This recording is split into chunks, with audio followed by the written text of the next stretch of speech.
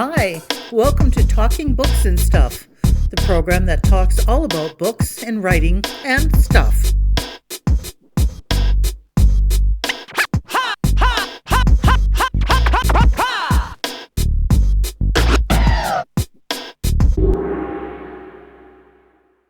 Here's your host, Dennis Rimmer. Hello, it's Talking Books and Writing and Stuff. Dennis Rimmer here, and today with us we have Al Strachan, who's talking primarily about Hockey's Hot Stove, the untold stories of the original insiders. That's his latest release. It's from Simon & Schuster, but plenty of other things. So good afternoon, Al. How are things down where you are?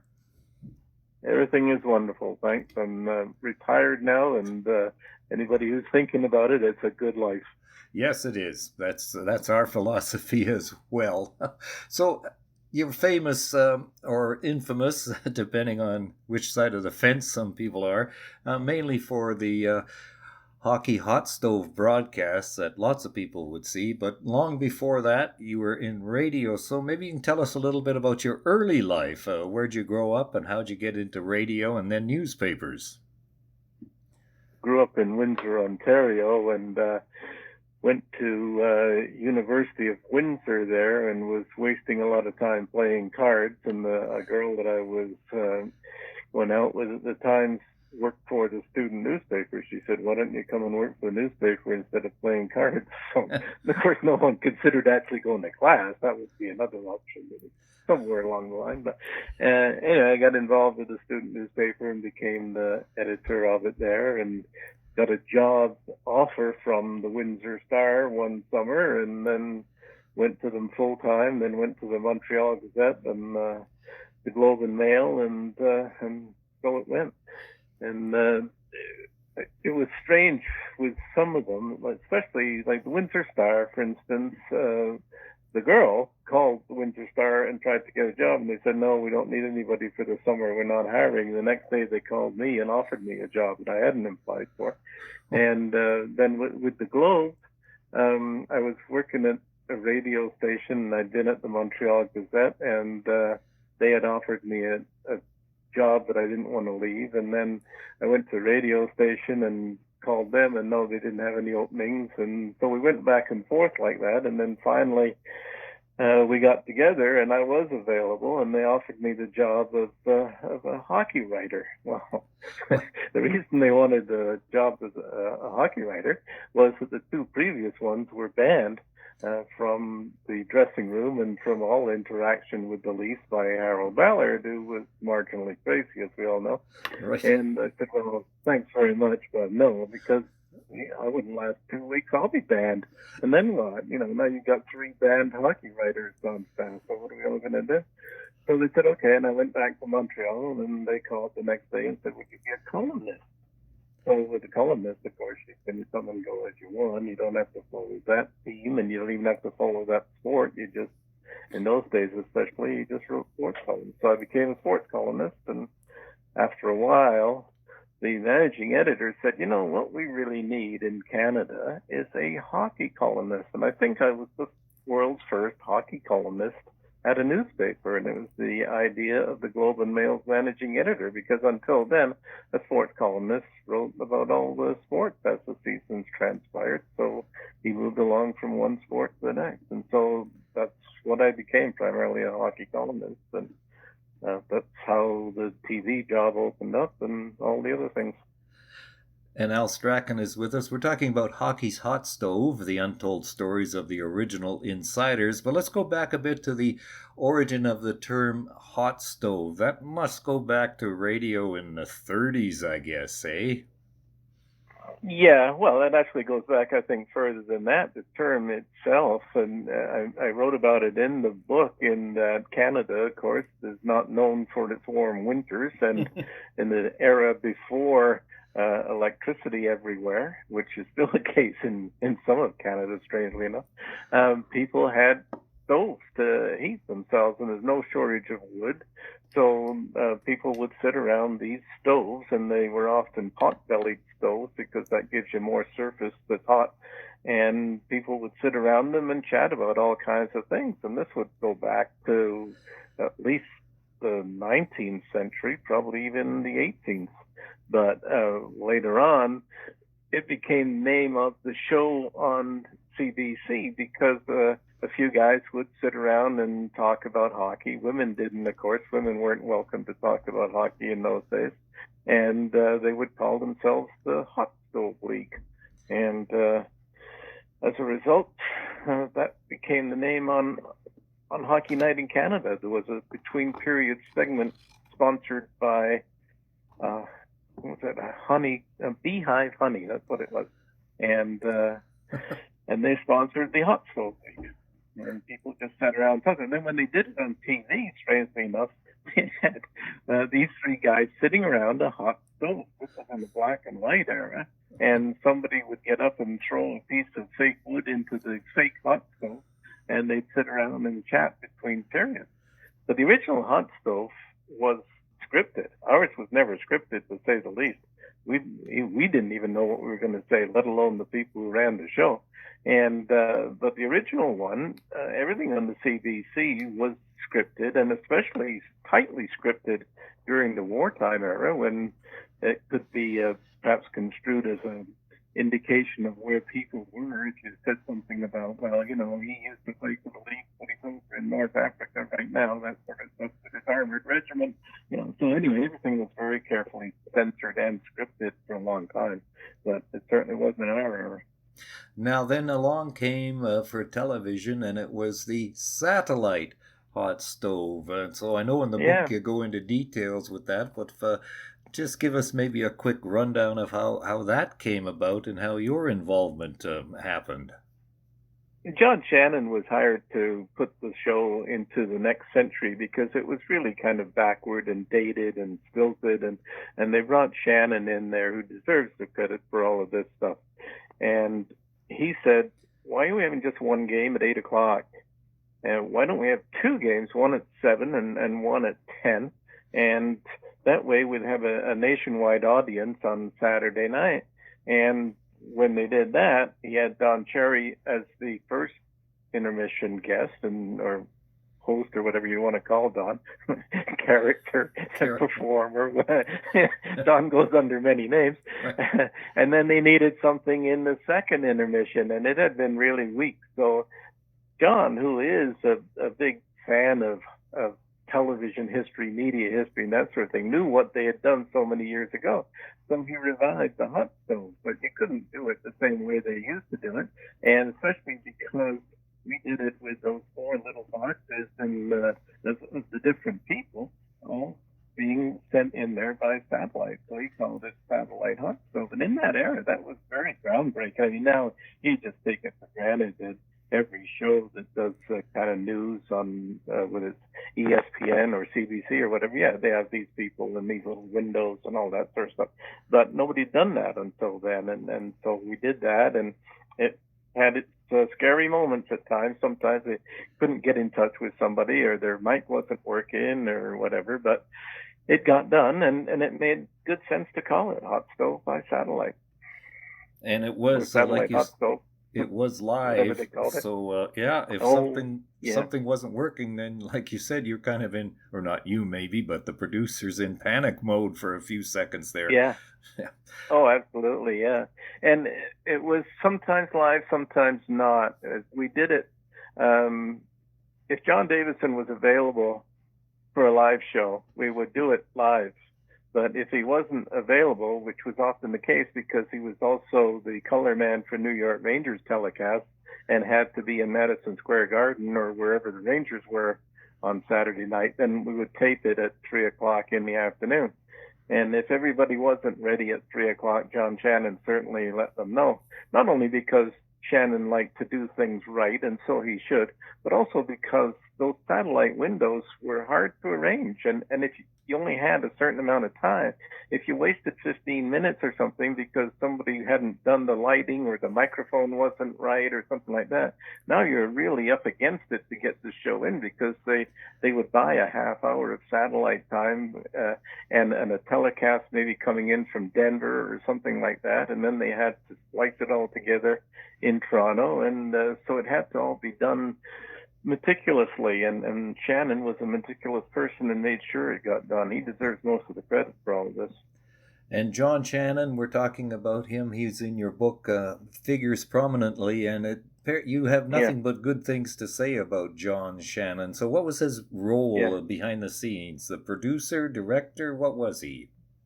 He was the executive producer. He ran the whole thing, and they did that because he was good. And every 4 years, the Olympics people would try to get him to run the world hockey feed for the Winter Olympics because they knew he was the best in the world. And we had him in Canada, and we were lucky to do so. And so, as I say, if it weren't for John Shannon, you might still be watching one game on Saturday night. And he put all that stuff together, and then when he did that, the CBC made a lot of money, which is not making now, I might add, and they would have about 50% of the entire network ad revenue for the week. It came in during those 6 hours of hockey night. So it was very successful with the people. It was very successful economically, and it was highly entertaining, and everybody spoke about it. There was never any doubt what the number one show in the ratings would be. The only doubt about what would be number one would be which segment of Hockey Night would be number one. Would it be Don Cherry's segment, or would it be our segment, or would it be the game itself? Usually the game was third. And but people watched it, and then people loved it. And yeah, I have nothing but good to say about John because he was good. He's so good, of course, that the CBC got rid of him. Oh, well, then you, on the other side of the coin, don't have too many good things to say about the corporate structure of the CBC. Well, look at what they did. I mean, they had all that. John built all that. And then they started doing what the CBC does and running their political correctness and bringing in someone who may never have seen a hockey game in her life. For all I know, she certainly knew nothing about hockey. One of the things that upset her the most was when we used hockey nicknames that every fan would know, and she didn't know who we were talking about. And she had just destroyed CBC radio sports and had nothing to do, so they put her in charge of CBC TV sports. And she, I wouldn't say she destroyed it right then, but she pretty much laid the groundwork, and she lost all the properties that CBC Sports had. They used to have the Grey Cup, they used to have baseball, they used to have the World Series, they used to have Formula One, they used to have curling and men's and women's championships. All those properties she lost. So why would I have anything good to say about the CBC? What good did they do? Right, I understand. And I also, there was a segment where you're talking about the CBC crew would come in and one person plugged in the light and another person adjusted the light and another person held a microphone and another person put the mic on the guy, and it goes on and on and on. Yeah. And you and they I were both... overstaffed and unionized, so they had to have a man for every job, and then the overtime on a Saturday was just incredible because they'd come in there, they'd start setting up around 6 a.m. because it took so many of them to do the job, and they're all running on overtime, and long before the game actually starts, and then they keep going after that. So yeah, it was a fiasco. It still is a fiasco, the CBC, actually. Well, you and I both know, having worked in radio, that by oneself, one can produce an hour-long radio show, record it, tape it, put in voice clips, all that kind of stuff by oneself, and it seems like the CBC has to have 10 or 15 people to do the same thing. Doesn't make any sense to me. No, it doesn't, but that's the way it is. It's grown out of control. It started off, I think, if you look back at what the CBC was, say, after World War II, I think it was a very good entity at that time. But it grew and it grew, and it started taking on a life of its own, and it's just got steadily worse. And right now, it's an incredible tax drain. What does it cost? $1.4 billion, I think. And I'm not sure anyone watches that. And their most popular show is Coronation Street. Yeah. So, what does that tell you about what the rest of the stuff they're doing is worth? Exactly. And then they take advertising dollars away from private broadcasters, too. So, yeah. That's not fair. On the other side of the thing, there's also a guy in there you mentioned just briefly, but it was sort of a funny, sad story. A guy I used to work with in Victoria in the early 70s, John McKeechee. Now, the poor Johnny guy, McKeith, yeah. poor guy. Yeah. What happened in that regard? Nice man, John McKeith. Everybody likes John, and Everybody does. Yeah, and he does a lot of emceeing work at various golf tournaments and charity things and all that sort of stuff. But Shannon, as I said, was quite demanding, and being on hockey night was sort of like getting a job in the NHL. It was the top of the pinnacle. And you would get a tryout, and if you did well, then you get another tryout, and you did well, and you get another tryout, and after a little while, you become more or less a permanent member. But if you screwed up your tryout, you didn't get too many chances. And we were taping one afternoon, and they brought McKeechee in as the Westerner because they always tried to have a geographical balance on hot stuff.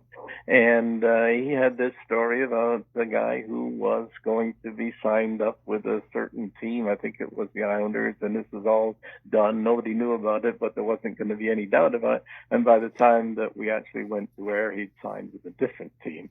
And so poor old John had got this wrong and was never seen on hockey night again. He just laughs about it now because, why not?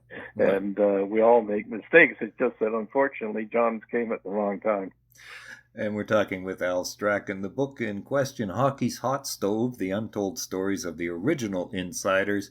And you were an original insider, but you got released from the show twice. That must have been fun, not? Yeah. Well, what happened, I think it really has to do with what the CBC became that I was talking about earlier. I can say without the slightest doubt that I would never have been fired if Shannon hadn't been fired first.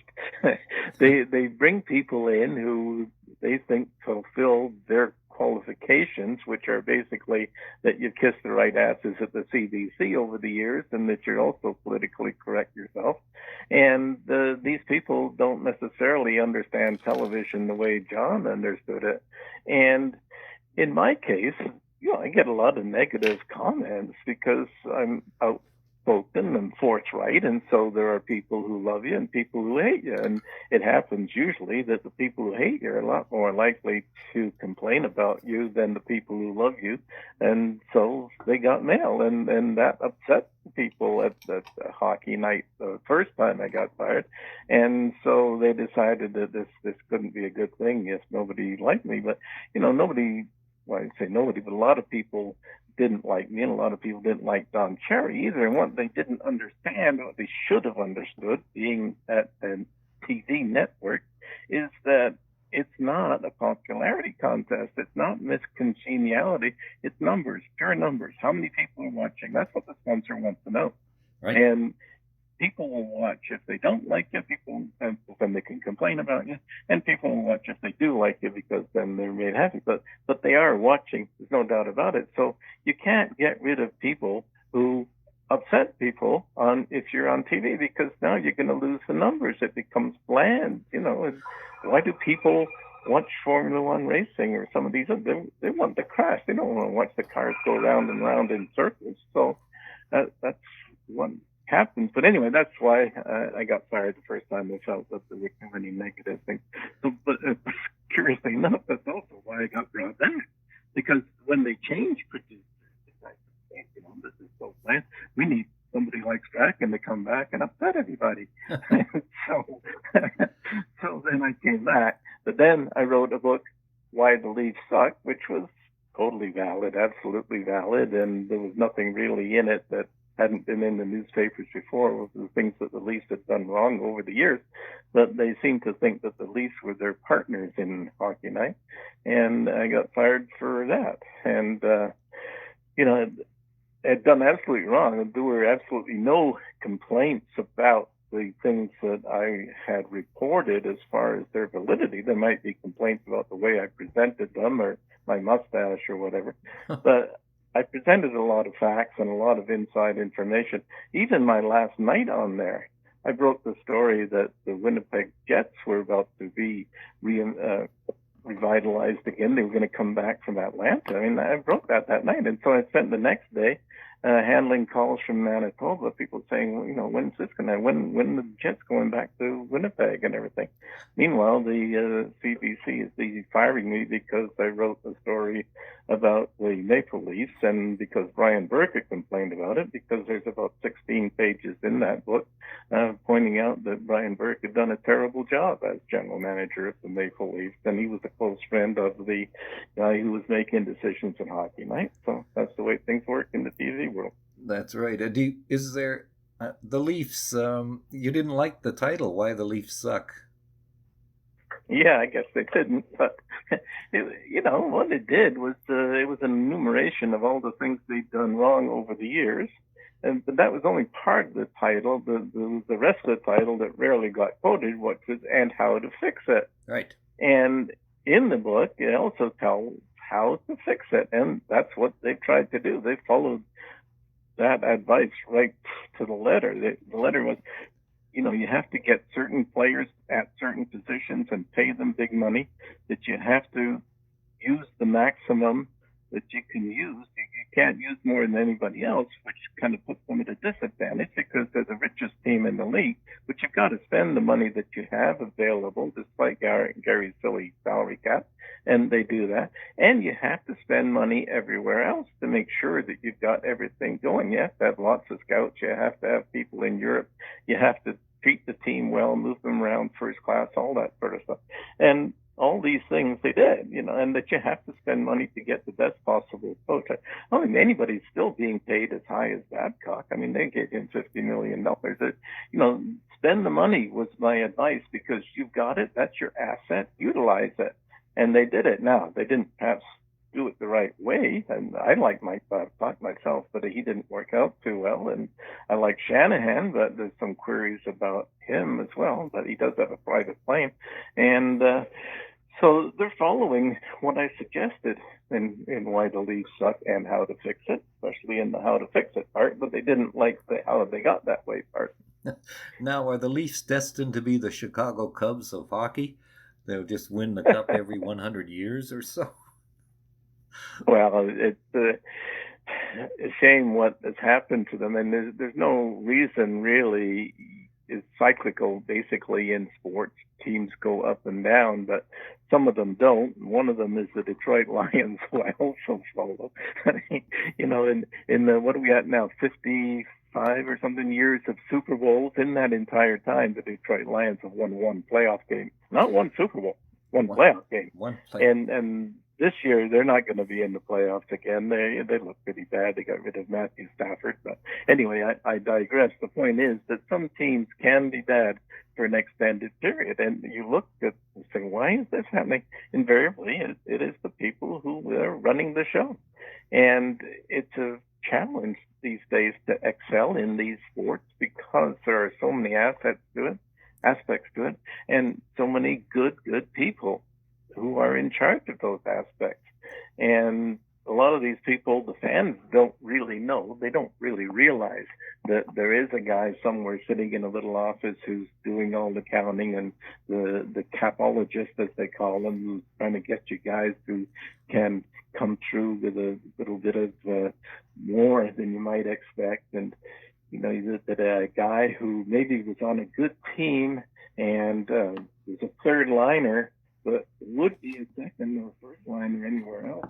If he was a third liner on that team, he doesn't really have the numbers, so you can spend some of your money to get this guy at a salary that is pretty good for a third liner, but you're not going to use him as a third liner. You're going to use a second line, maybe even first line. But you've got to have all the people who look at all this sort of stuff. They're usually nameless as far as fans go. And you've got to come through it, and there is a lot of that. There is a lot of aspects of the NHL and also these days where there are people who spend an awful lot of time doing an awful lot of research, and as a result, it's difficult to build a winner. Very difficult. And because of some of the outside rules, like the salary cap, for instance, it's difficult to retain those winners, because once you build a team, then now you have the salary cap commitment, then you have to let people go, and before long that destroys the team. The fact is, of course, that the world's most successful sport league, the British Premier League, the English Premier League, has no salary cap. And so those teams, if you want to win, then you've got a really big battle. You go out and you pay a fortune. You pay $100 million for teams, and so now the other team, for players rather, and the other teams have to spend money as well. So it's good for the players, it's good for the fans, but you can build winners there much more easily than you can in some of the other sports, because you can buy them, but you can't buy one in the NHL. So you have to have competence at every other level, and it's really hard to get that. So as to your original question with regard to the Leafs, there's no reason why the Leafs can't come through. They just have to get a bit lucky with some of the deals that they make and some of the drafts that they make, and they have to be careful what they do. And they've had a bit of misfortune here and there, when you get somebody and he's out for most of the season and he's one of your best players, or he's out for the playoffs, as Tavares was. That those kind of things, you just can't plan for those. So you need luck as well as skill. And we're talking with Al Strachan, Hockey's Hot Stove, the untold stories of the original insiders. Some of the names you mentioned now, Ron MacLean, I couldn't quite get a handle on what your opinion, one way or the other, was or is of Ron MacLean. What can you say to that question? Ron MacLean at the moment is probably one of the most disliked people among the TV media because of what he's done. He's very pro Ron MacLean, and he's very pro management. And I called him 3 times to get him to talk to me for this book, and he wouldn't do it. And to the best of my knowledge, he still hasn't talked to Don Cherry since that fateful night of November the 11th of 2019, I guess, when Don got fired. And Ron has never called Don yet to discuss that, to say he's sorry for what he did. Ron, by allowing all that to be said and agreeing with it at the time, and then the next night, pretending to be so sorry about it and so sad. And there's a little impromptu speech that he started the game with on Sunday night, but it wasn't impromptu at all. It was taped a number of times in the presence of CBC lawyers to make sure that it came down exactly right, that speech. And most people feel that he threw Don under the bus, and I'm one of those. I think he did. And Ron has always been for Ron, and used to, in many ways, try and make it difficult for the people who were on the show. And there are examples of that in the book, and not just with me, but with Eric Hacek and some of the others. You do things and explain them to Ron why they should be part of the show, and then he would intentionally go off in a different area. And he would occasionally bring in some of these people that he liked and give them extra time and get them on the show more than they should be. And they're basically people who hated hockey. But Ron would give them time, and they didn't really know anything about some one particular story they'd maybe dug up that they felt put hockey in a bad light. So Ron would give them lots of airtime. So I don't think, put hockey in a bad light. We exposed some of its negative aspects, but we also had a lot of fun with it, and we did the other things about the love triangles and strange nicknames, all kinds of stuff that we did. We just told you everything that was going on in hockey, not just the black side of it. And some of these people that Ron brought in didn't fulfill on that front. So anyway, Ron just never supported me, and obviously never really supported Don, although he pretended to do so for years. And he continues to be in his role that he's no longer highly regarded. Well, I don't think what Don Cherry said was all that out of line anyway, so it was just somebody else saying that was bad, so let's get rid of him, which it doesn't make any sense. what you get a guy on there to speak his mind, and then when he speaks his mind, you get rid of him. So that doesn't make sense. Yeah. Yeah.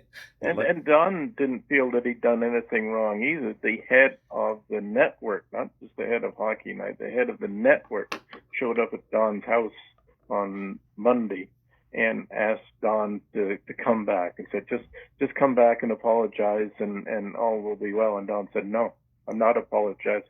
I didn't do anything wrong. Right. And stuck to his guns in typical Don fashion. I like Don a lot. Just before we wrap up, we got a few minutes left. Other side, you mentioned your relationship with Christy Blatchford a lot, and her death caught me by surprise because I didn't know any of that history. But I would just look forward to reading her stuff in the our local publication. Well, so it's a post media paper. Well, I guess. she used to make references to me being there, actually. I don't know what your standards are with regard to language, but if I tell you the real story of the things that Christy Blatchford said, you wouldn't want your 6-year-old listening to it, that's for sure. I don't have any standards. Oh, didn't you? But I know what you're saying. It was like the best husband she never had was one of the stories that she wrote about you guys. Yeah, but, fuck off and sit down. Fuck you. I don't tell your dog that. So we would shout at each other like that. It was like being a husband and wife all, but we never were.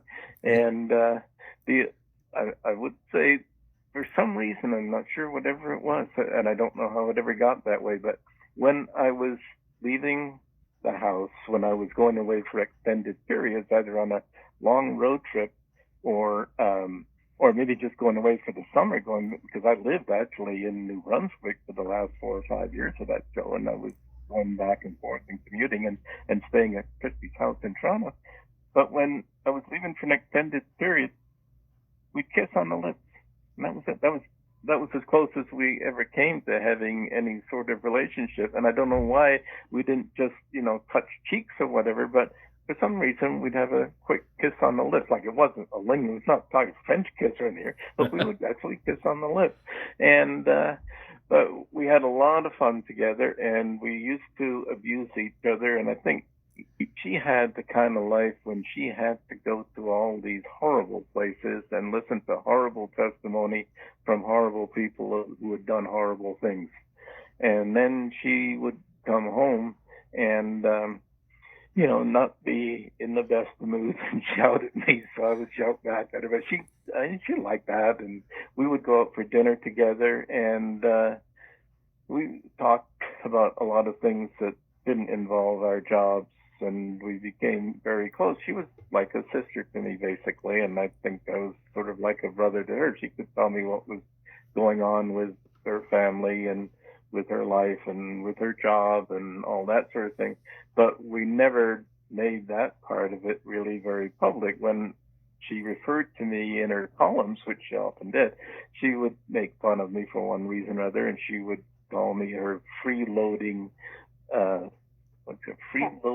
tenant or something like that. But because I wasn't paying any rent, but I offered to pay rent a number of times. Fuck off! You're not paying any rent. Fuck off! And then she called me a freeloader in the paper and everything. That was sort of the deal. The deal was that I would stay there as long as she could make fun of me in the paper and pay no rent. So that's what we did. She's a very kind person, and she always took the sides of the underdog, and she gave away a lot of money to a lot of people. And when I left, one of the guys that moved into the area where I lived, which was in the basement of the house, was a former criminal. And he'd done time for manslaughter, actually. He got in a fight after being in a bar and kicked the guy and all that sort of stuff. But he'd been in the army. And, when you come back from Afghanistan, as he did, sometimes you're a little bit easily upset, and you're trained to hurt people. That's what army people do, and he'd got into this, but she felt bad for him, and made sure that everything went well with him, and let him live in the basement. I don't know whether she charged him rent or not. I'd already gone by then, but that was the kind of thing that she would do, and it was very sad when she developed this cancer that she had smoked years and years ago, but she stopped. She used to spend about $1,000 a month roughly on that Nicorette gum or whatever and chew that, but she didn't smoke.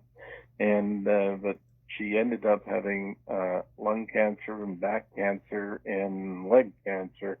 I think it started in her leg and then spread. And everybody who knew Blatch and knew what had happened and knew that she had this would say, nothing to worry.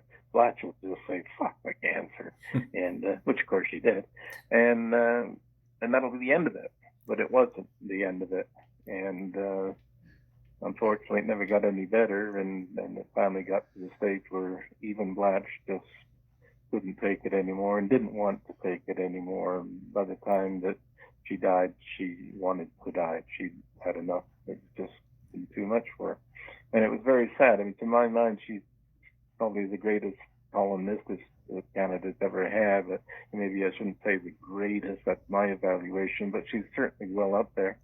And the book that she wrote, 15 Days, that won the Governor General's Award, the 15 days in Afghanistan when at least one Canadian soldier died, and she wrote about those events and won the Governor General's Award. It's an excellent book and should be read, and gives you an idea of what it's like over there and what Canadian forces were doing. And the book was a huge bestseller. It made, I believe, over $200,000. Blatch didn't keep a penny out of it. He said, I'm not going to make money off dead soldiers, and gave the money away to the families of the people who had died and who she'd written about. So yeah, it was a great loss. It was. And I thank you for being with us one more time. Hockey's Hot Stove, The Untold Stories of the Original Insiders by Al Strachan. Any new books in the works? Well, I'm hoping to. It's a long story, and I've been trying to get this book published for a long time, and it may or may not be coming soon. And it's a nonfiction book. Has nothing to do with hockey, has to do with miscarriage of justice at the hands of the Royal Canadian Mounted Police.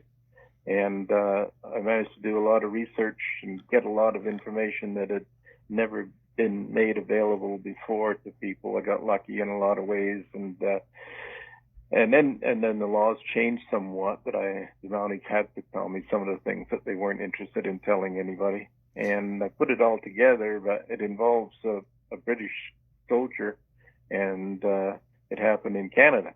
And so Canadian publishers say, well, it's not the British soldier, British Royal Air Force man, as a matter of fact. And the Brits say, well, yeah, he was British, but it happened in Canada. So I haven't been able to get it published. But we're working on it, and it's getting closer and closer, and it may happen soon. It may happen this year, as a matter of fact. And when it does, I'll let people know on Twitter and the various other outlets of where people follow me. That'd be great. And that's Al Strachan. And if you want to find out about the Hockey's Hot Stove Stories and all the other books that Al has out there, just Google him. That's what I did, and you get a big article. So, Al Strachan, thank you very much for your time today. It's my pleasure. Well, thanks for having me on. Thank you for visiting with us today. This is Talking Books and Stuff with Dennis Rimmer. Contact him at dennis@talkingbooks.tk. Thank you, and may all the good news be yours. Oh, and don't forget to check out his book, The Great Canadian Notebook, available across Canada and at amazon.ca.